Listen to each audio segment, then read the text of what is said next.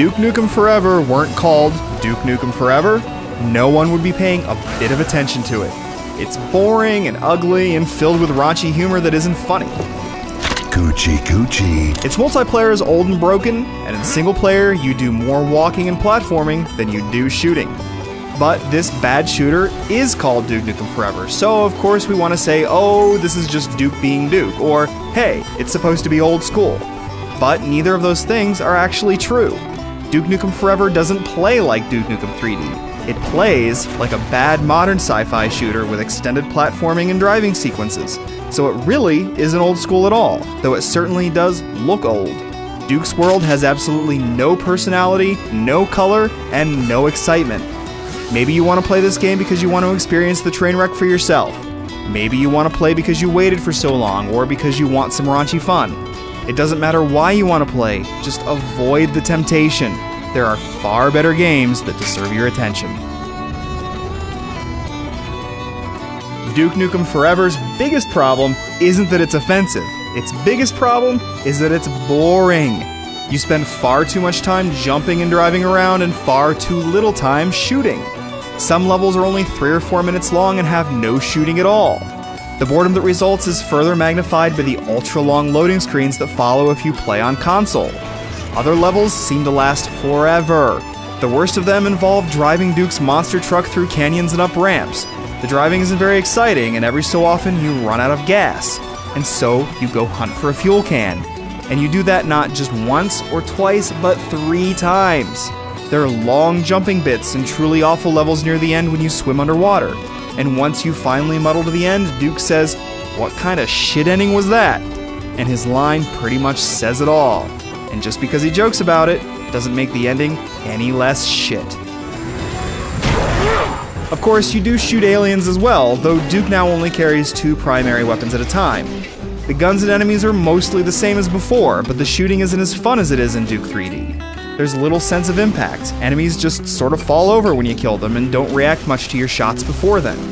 But at least it's fun to use the shrink ray to shrink pig cops and stomp on them. Too bad you get so few opportunities to do it.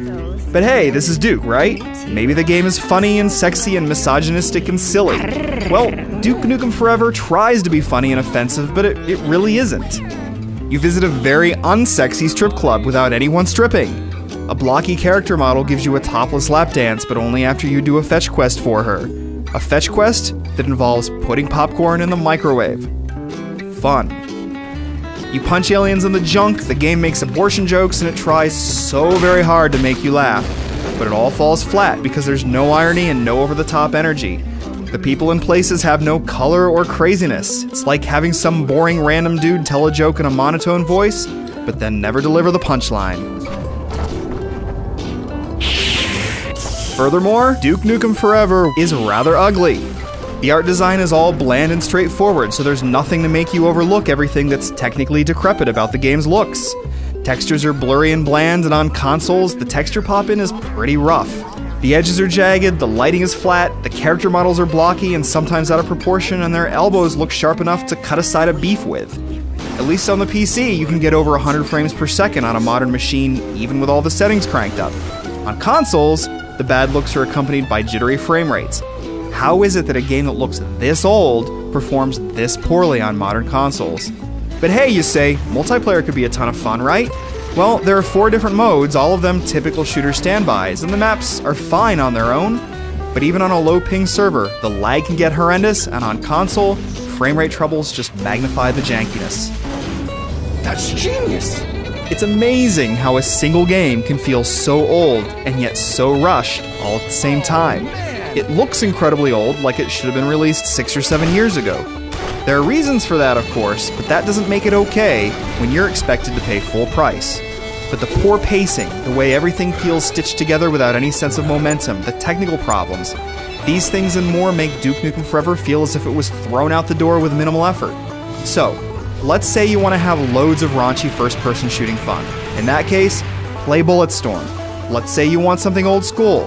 Then play Duke Nukem 3D or Serious Sam or Painkiller. Let's say you want some no-frills online shooting. Then play Unreal Tournament or Half-Life 2 Deathmatch. But don't look at Duke Nukem Forever as anything other than what it is. A bad, boring, bargain bin kind of game.